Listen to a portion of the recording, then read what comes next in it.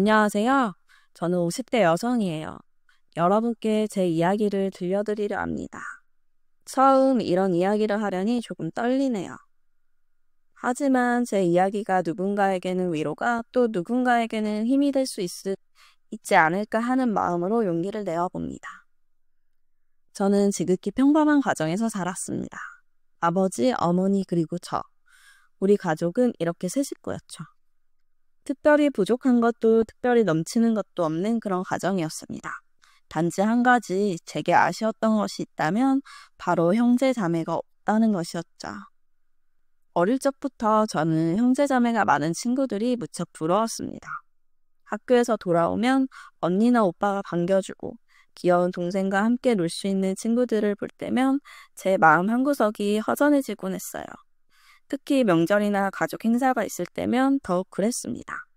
다른 집들은 아이들의 웃음소리로 시끌벅적한데 우리 집은 조용하기만 했으니까요. 그래서였을까요? 저는 자연스럽게 아이들을 무척 좋아하게 되었습니다.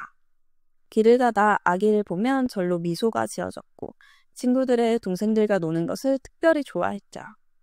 유치원 보조교사 아르바이트를 하면서는 정말 행복했던 기억이 납니다. 아이들의 순수한 웃음과 제잘거림을 제게 큰 기쁨이었으니까요. 주변에서는 늘 너는 커서 아이들을 참 잘 키울 것 같다 라는 말을 자주 들었습니다. 저 역시 그렇게 믿었고요. 언젠가 제가 엄마가 되면 여러 아이들과 행복한 가정을 꾸릴 수 있을 거라고 생각했습니다. 결혼하면 꼭 3명의 아이를 낳고 싶다는 생각도 했었죠.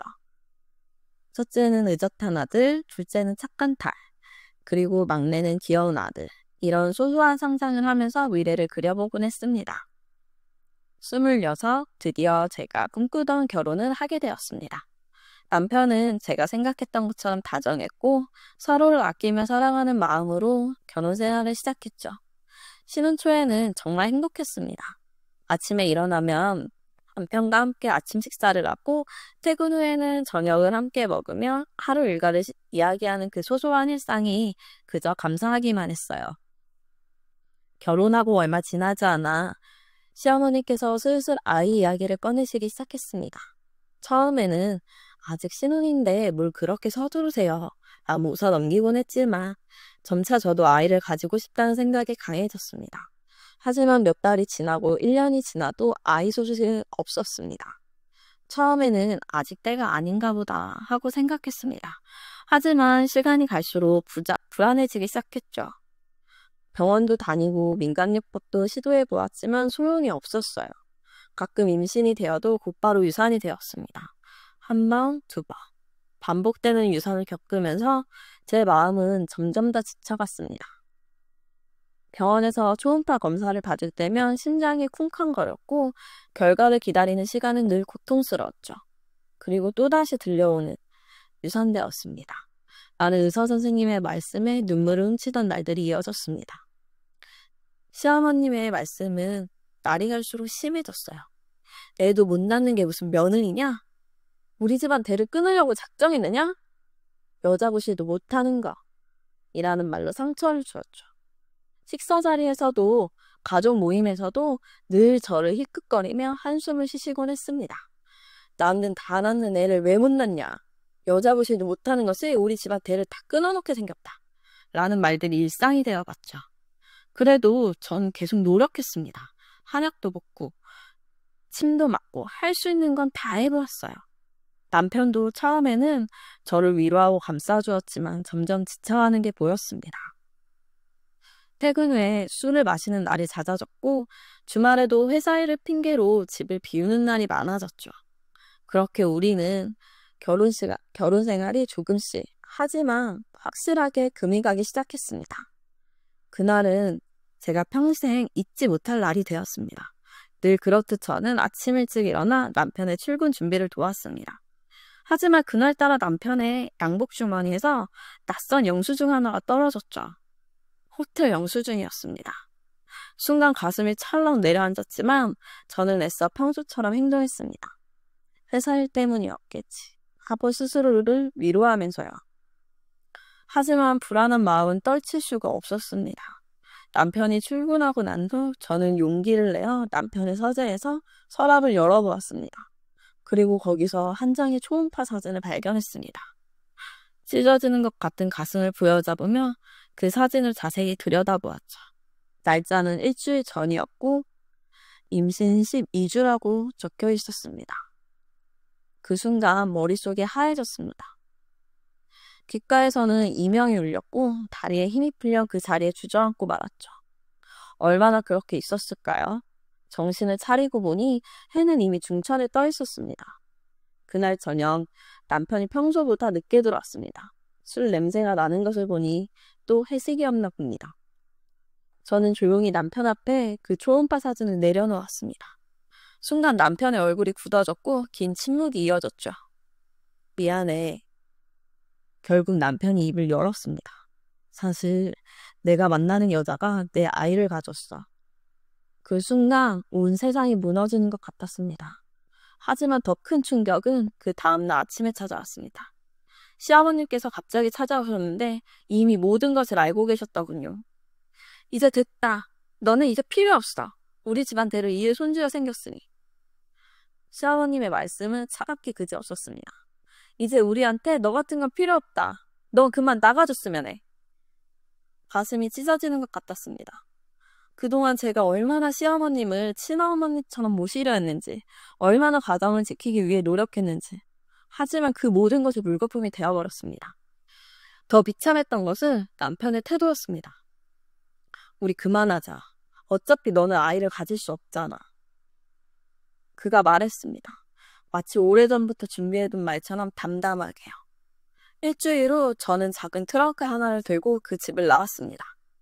결혼하면서 가져온 것도, 결혼 생활 동안 모은 것도 하나 없이 그저 제 옷가지 몇 벌과 몇 년간 모아둔 용돈 조금이 전부였죠. 길을 걸으면서 마음 한켠으로는 남편이 쫓아와 주기를 바랐습니다. 미안해, 다시 시작하자라고 말해주기를. 하지만 그런 일은 일어나지 않았죠. 대신 며칠 후 이혼 서류가 전달되었습니다. 그렇게 저는 모든 것을 잃었습니다. 가정도, 남편도, 그리고 엄마가 될 수 있다는 희망까지도요. 하지만 그때는 몰랐습니다. 이것이 오히려 새로운 시작이 될 거라는 것을. 때로는 모든 것을 잃어야만 진정한 행복을 찾을 수 있다는 것을. 처음 며칠은 찜질방을 전전했습니다. 그러다 우연히 본 부인 광고를 보고 한 식당에 찾아갔죠. 다행히도 그곳에서 일하면서 숙식을 해결할 수 있었습니다. 주방 보조를 시작해서 설거지, 청소, 닥치는 대로 일했습니다. 처음에는 너무 힘들었어요. 새벽 4시에 일어나 밤 10시가 넘어서야 일이 끝나곤 했으니까요. 손은 늘 거칠어졌고 팔과 다리는 온통 멍투상이었습니다. 하지만 이상하게도 마음만은 편했어요. 더 이상 누구의 눈치를 보지 않아도 되고 누구에게 미안해하지 않아도 된다는 사실이 오히려 위로가 되었나 봅니다. 그렇게 하루하루를 버텨내면서 조금씩 돈을 모으기 시작했습니다. 언젠가는 제 집을 가지고 싶다는 꿈을 꾸면서요. 비록 지금은 힘들지만 이 시간도 언젠가는 지나가리라 믿었습니다. 그리고 정말로 운명처럼 저의 두 번째 인생이 시작되었습니다. 그는 매주 목요일 저녁 7시에 찾아왔습니다. 늘 구석자리에 혼자 앉아 된장찌개를 주문했죠. 처음에는 그저 단골 손님 중 한 분이었을 뿐입니다. 하지만 어느 날 그가 제게 묻더군요. 항상 웃으시며 일하시는데 진짜 행복하신 건가요? 그 질문에 저는 순간 말문이 막혔습니다. 손님들에게 보여주던 미소가 제 입가에서 살짝 떨려내렸던 것을 아직도 기억합니다. 그는 그 순간을 놓치지 않고 제 눈을 바라보았죠. 죄송해요. 실례였나요? 그저 매일 보면서 궁금했거든요. 힘들 텐데도 늘 밝게 웃으시는 모습이. 그날 밤 식당 문을 닫고 난 뒤 저는 오랜만에 거울을 들여다보았습니다. 언제부터였을까요? 저도 모르게 가면처럼 써왔던 그 미소가, 그리고 그 미소 뒤에 숨겨두었던 제 진짜 마음이. 그 후로 그는 더 자주 식당을 찾아왔습니다. 이제는 부석자리가 아닌 제가 일하는 주방 쪽이 잘 보이는 자리에 앉아서요. 가끔 눈이 마주치면 수줍게 미소를 보내곤 했어요. 그리고 어느 날 그가 용기를 내어 퇴근길에 저를 기다리겠다고 했습니다. 혹시 커피 한잔 하실래요? 그날 우리는 밤 늦게까지 이야기를 나눴습니다. 그는 3년 전 아내를 잃었다고 했어요. 교통사고였다. 그리고 홀로 5살 된 딸을 키우고 있다고 했습니다. 저도 모르게 제 이야기를 하고 있었습니다. 처음으로 누군가에게 제 아픔을, 제 상처를, 그리고 아이를 가질 수 없다는 제 슬픔을 이야기했습니다. 그런 일이 있으셨군요. 그의 목소리에는 진심 어린 위로가 담겨 있었습니다. 하지만 저는 오히려 감사해요. 네? 아이를 낳을 수 없다고 해서 엄마가 될 수 없는 건 아니잖아요. 그 말은 제 마음 깊숙한 곳을 흔들어 놓았습니다. 그동안 제가 얼마나 좁은 시야로 세상을 바라보고 있었는지 깨닫게 해준 말이었죠.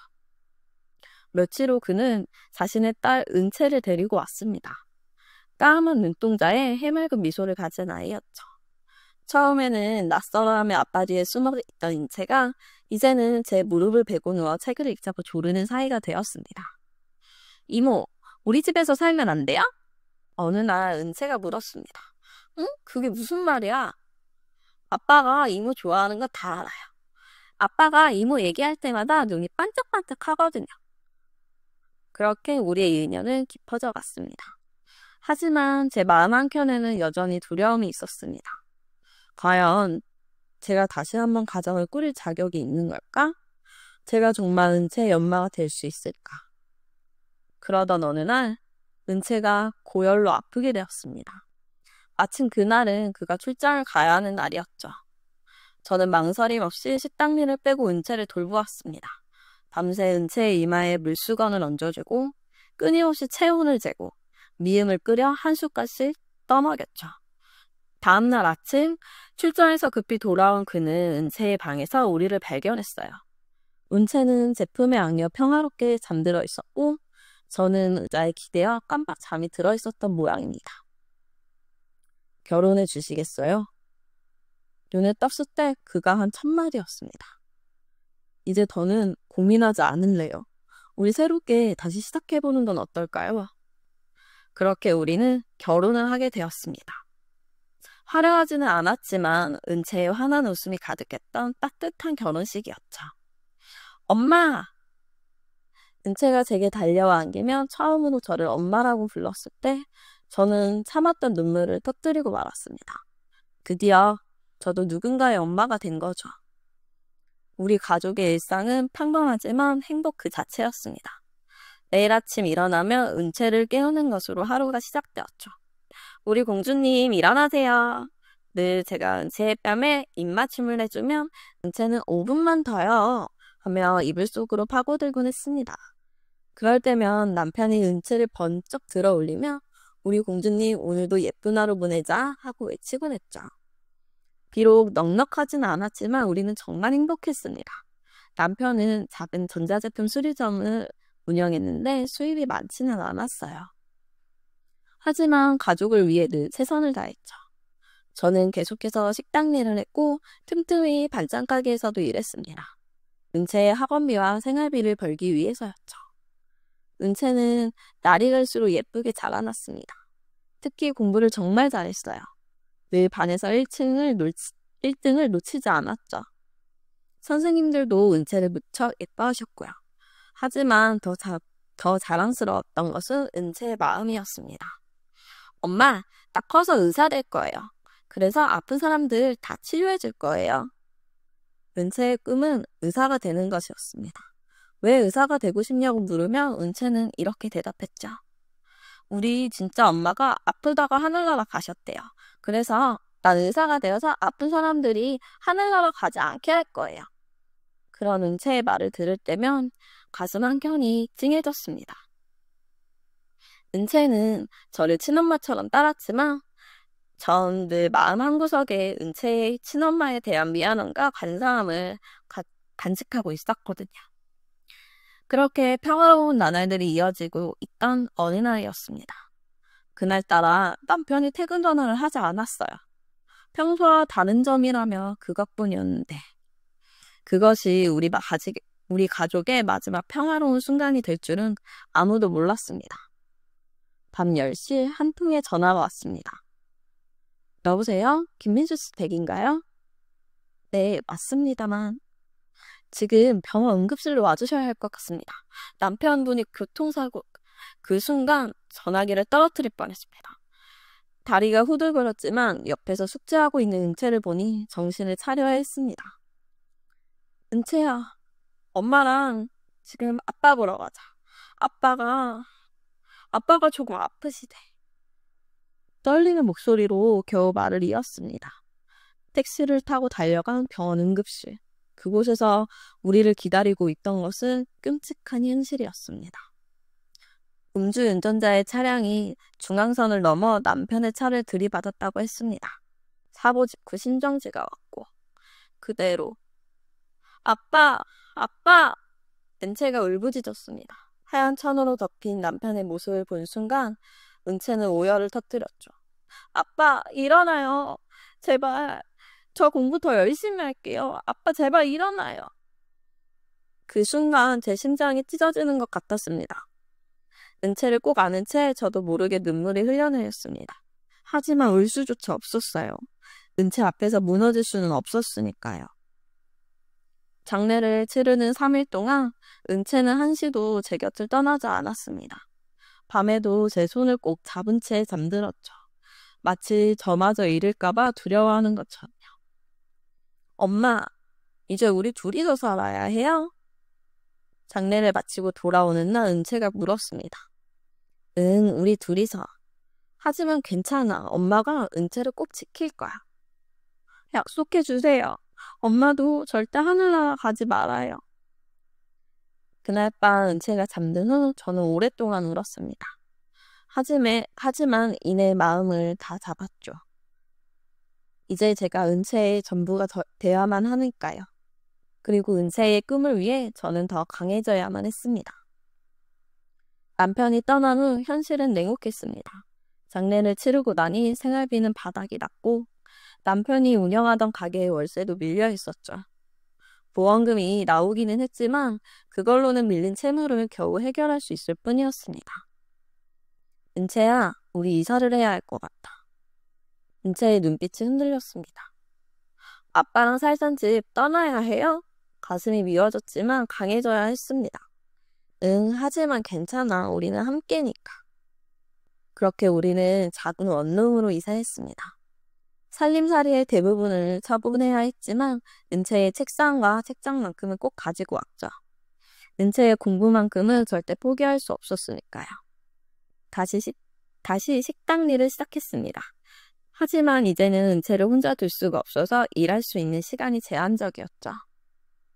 학교가 끝나면 은채는 도서관에서 저를 기다렸고 제가 일을 마치면 데리러 갔습니다. 엄마, 나 이제 혼자 있어도 돼요. 이제 크잖아요. 은채가 말했지만 절대 그럴 수는 없었습니다. 세상은 제가 생각하는 것보다 훨씬 더 무서웠으니까요. 그러던 어느 날 손님 한 분이 제게 말을 걸었습니다. 혹시 입주도우미 일에 관심 있으세요? 제가 아는 분이 구하시는데 처음에는 망설였습니다. 하지만 그분의 말씀으로는 2층 작은 방을 내어주시고 은채와 함께 지낼 수 있다고 했습니다. 급여도 지금보다 나았고요. 은채와 상의 끝에 그 제안을 받아들이기로 했습니다. 그렇게 우리는 강남의 한 고급 빌라에서 살게 되었습니다. 주인집 사모님은 생각보다 좋은 분이셨어요. 은채를 무척 예뻐해 주셨고 때로는 간식도 사주셨죠. 어머, 은채가 공부를 그렇게 잘하나요? 은채의 성적표를 보신 사모님이 놀라셨습니다. 네, 의사가 되는 게 꿈이라서요. 아이고, 그럼 더 열심히 공부해야지. 옆방은 지금 안 쓰는데 은채 공부방으로 써도 좋아요. 그렇게 은채는 자신만의 공부방도 갖게 되었습니다. 밤 늦게까지 공부하는 은채를 볼 때면 가슴이 뭉클했습니다. 때로는 제가 너무 많은 것을 바라는 건 아닐까 걱정도 되었지만 은채는 오히려 저를 안심시켰죠. 엄마, 걱정하지 마세요. 전 정말 의사가 되고 싶어요. 그래서 아픈 사람들 다 치료하고 엄마도 힘들지 않게 해드리고 싶어요. 시간은 빠르게 흘러갔습니다. 은채는 중학교에 입학했고 여전히 반에서 1등을 놓치지 않았어요. 선생님들은 은채를 특별히 신경 써주셨고 장학금도 받을 수 있었죠. 하지만 가끔은 마음이 아플 때도 있었습니다. 학부모 참관 수업이 있는 날이면 은채는 조용히 말했죠. 엄마, 오늘은 안 오셔도 돼요. 일하시느라 힘드실 텐데. 그럴 때면 무슨 일이 있어도 시간을 내서 참관 수업에 갔습니다. 깔끔하게 청소된 교실에서 당당하게 발표하는 은채를 보며 눈시울이 붉어지곤 했죠. 다른 학부모들의 시선이 느껴질 때면 가슴이 조금 아팠지만 은채의 자랑스러운 모습을 그 모든 것을 잊게 만들었습니다. 우리 은채 정말 훌륭하네요. 담임 선생님께서 말씀하셨습니다. 공부도 잘하고 친구들과도 잘 어울리고 특히 어려운 친구들을 잘 도와준다고 해요. 그 말씀을 들으며 저는 생각했습니다. 은채는 제가 키운 것이 아니라 오히려 제가 은채를 통해 성장하고 있는 것이라고요. 은채의 밝은 미소와 굽히지 않는 의지가 저를 더 강하게 만들어주었으니까요. 밤늦게 청소를 마치고 올라가는 계단에서 공부하는 은채의 모습을 볼 때면 이런 생각이 들었습니다. 그래, 이게 바로 행복이구나. 비록 지금은 힘들지만 우리 분명 더 나은 미래를 만들어갈 수 있을 거야. 18번째 봄, 은채는 의대에 합격했습니다. 합격 소식을 전해 들었을 때 저는 한동안 아무 말도 할 수 없었어요. 그저 은채를 꼭 안고 울기만 했죠. 엄마, 우리 이제 좀 더 좋은 집으로 이사 가요. 은채가 말했습니다. 아니야, 여기서 좀 더 있자. 의대 등록금이 만만치 않을 거야. 엄마. 괜찮아, 사모님도 우리를 잘 봐주시잖아. 엄마는 여기가 좋아. 사실 주인집 사모님은 제가 모르는 곳에서도 은채를 많이 도와주셨어요. 은채의 과외비를 몰래 보태주시기도 하고 학원비도 종종 지원해 주셨죠. 그런 사모님의 은혜를 어떻게 잊을 수 있겠습니까? 의대 생활은 정말 힘들었습니다. 은채는 밤 늦게까지 공부했고 때로는 며칠씩 집에 들어오지 못할 때도 있었죠. 하지만 은채의 눈빛만큼은 언제나 반짝반짝 빛났습니다. 엄마, 오늘 처음으로 실제 수술 과정을 봤어요. 정말 놀라웠어요. 은채가 흥분된 목소리로 말할 때면 제 가슴도 함께 설렜습니다. 그렇게 6년이라는 시간이 흘렀고 은채는 마침내 의사가 되었습니다. 수련의 과정을 거치며 점점 더 성장해가는 은채를 보는 것은 제게 더없는 기쁨이었어요. 그러던 어느 날 은채가 조심스럽게 말을 꺼냈습니다. 엄마, 제가 만나는 사람이 생겼어요. 그래? 어떤 사람인데? 같은 의사예요. 생물외과 전문의시고 정말 좋은 분이에요. 은채의 눈빛이 달라진 것을 느낄 수 있었습니다. 연인을 말할 때의 그 특별한 빛이 은채의 눈에서도 반짝이고 있었거든요. 어느 날 우연히 병원에 들렸다가 그를 잠깐 보았습니다. 바쁜 중이었는지 인사만 하고 지나갔지만 첫인상은 나쁘지 않았어요. 하지만 그날 이후 은채가 조금씩 달라지기 시작했습니다. 퇴근 시간이 점점 늦어졌고 주말에도 자주 나갔습니다. 전화를 해도 잘 받지 않았죠. 무언가 숨기는 것 같은 느낌이 들었지만 은채를 믿기에 굳이 캐묻지는 않았습니다. 그러다 제 정기 건강검진이 있던 날이었습니다. 검진을 마치고 은채를 잠깐 보러 갔는데 그곳에서 뜻밖의 장면을 마주하게 되었습니다. 은채와 그 남자친구 그리고 중년의 부부가 이야기를 나누고 있었습니다. 분위기가 심상치 않아 보였죠. 조심스레 다가가려는 순간 저는 충격적인 이야기를 듣게 되었습니다. 결혼하면 어차피 입양한 고스란히 우리 아들이 물려받을 거야. 그리고 결혼하면 넌 좋은 집에서 좋은 남편이나 살 거 아니니. 그러려면 네가 좀 양보를 해줘야 되지 않겠니? 중년 여성의 목소리였습니다. 어머님, 전 그 제안을 받아들일 생각이 없어요. 은채의 목소리가 떨리고 있었습니다. 아니, 뭐 그리 대단한 조건이라고. 그것도 못 들어줘? 네가 의사라는 거 빼면 뭐 볼 게 있니? 그냥 계모랑 연만 끊고 오라고. 그 순간 제 심장이 멎는 것 같았습니다. 계모. 그래요, 저는 은채의 계모라는 거 부정할 수 없는 사실이었습니다. 하지만 그동안 저는 진심을 다해 은채를 키웠고 제 딸이라고 생각했는데 그 순간 은채의 남자친구가 입을 열었습니다. 그래, 그냥 계모랑 연 끊고 우리 집에서 살면 돼. 평생 좋은 집에서 좋은 차 타고 살 수 있어. 친엄마도 아니면서 뭘 그렇게 챙기냐? 그래봤자 계모는 계모지. 내가 그 계모 딸을 장모로 모실 것 같냐? 찰싹. 은채의 손이 남자친구의 뺨을 때렸습니다. 순간 사무실의 지금도 조용해졌어요.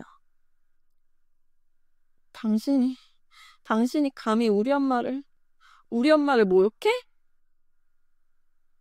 은채의 목소리가 떨리고 있었습니다. 그런데 그 순간 예상치 못한 일이 벌어졌어요. 남자친구의 어머니가 달려와 은채의 뺨을 때리려 했던 거예요. 저는 반사적으로 그 자리에 뛰어들었습니다. 지금 뭐 하는 짓이시죠? 감히 제 딸을 때리려 하시다니. 제가 그 여자의 손목을 잡아 밀쳤습니다. 그동안 힘든 일을 하며 단련된 제 힘을 과소평가한 모양이었는지 그녀는 중심을 잃고 비틀거렸죠. 이게 누구시더라? 아, 계모 맞죠? 그 여자가 비웃듯 말했습니다. 맞습니다. 전 은채의 계모입니다. 하지만 그게 뭐가 중요한가요? 제가 은채를 얼마나 사랑하는지, 은채를 위해 어떤 희생도 감수할 수 있다는 게 중요한 거 아닌가요? 제 목소리는 떨리고 있었습니다. 그지만 단호했어요. 엄마, 당신들은 절대로 이해하지 못할 거예요. 가족이란 건 피보다 진한 게 있다는 걸요. 제게 은채는 그저 남의 핏줄이 아닙니다. 제 가슴으로 나는 친딸이에요. 그래서 뭐 어쨌다는 거예요. 어차피 계모란 건 바뀌지 않잖아요. 아니 계모 주제에 사돈대접이라도 받고 싶은 모양이에요? 병원장 부인이 말했습니다. 그때 은채가 한 걸음 앞으로 나섰습니다. 제가 먼저 말씀드리겠습니다. 전 이제 이 병원을 그만두겠습니다. 뭐라고? 모두가 놀란 눈으로 은채를 바라보았습니다. 네, 어차피 전 소아심장외과 전문의가 되는 게 꿈이었거든요. 그리고 은채가 남자친구를 똑바로 쳐다보며 말을 이었습니다. 당신하고는 이제 끝이에요. 제 엄마를 모욕한 사람하고는 절대로 함께할 수 없어요. 은채야. 제가 놀래서 은채를 바라보았습니다. 엄마, 걱정하지 마세요. 전 이미 다른 어린이병원에서 스카우트 제의를 받았어요. 그동안 말씀 못 드려서 죄송해요. 사실 고민하고 있었는데 이제 확신이 섰어요. 그 순간 병원장 부인이 자리에서 벌떡 일어났습니다. 이게 무슨 말이야? 니까짓 게 감히 우리 아들을 거절하다니. 감히라고요? 은채가 탐후하게 대답했습니다. 오히려 당신들의 행동이야말로 아니 어떻게 감히 우리 엄마를 그렇게 말씀하시나요? 돈과 권력이 전부인 줄 아시나요? 제게는 이 세상 무엇과도 바꿀 수 없는 소중한 엄마세요. 절 의사로 키워주신 것도 저희 엄마시고요. 우리는 그대로 병원을 나왔습니다. 밖으로 나오자 은채가 저를 꼭 껴안았습니다. 엄마 죄송해요. 이런 일을 당하시게 해서. 아니야 은채야. 엄마도 네가 자랑스러워. 눈물이 흘러내렸습니다. 근데 정말 그렇게 다른 병원으로 가도 되는 거야? 네, 사실 몇 달 전부터 준비하고 있었어요. 엄마 걱정 마세요. 지금 은채는 소아심장외과 의사로서 자신의 꿈을 이어가고 있습니다. 가끔 은채가 수술을 마치고 들어설 때면 그 뒤로 천사의 날개가 보이는 것만 같습니다. 수술을 성공적으로 마쳤다며 환하게 우는 은채의 모습을 볼 때면 이런 생각이 듭니다. 그래, 이것이 진정한 가족이구나. 피보다 진한 것이 사랑이고 그 사랑으로 맺어진 우리는 영원한 가족이다. 제 이야기는 여기까지입니다. 긴 이야기 끝까지 들어주셔서 감사합니다.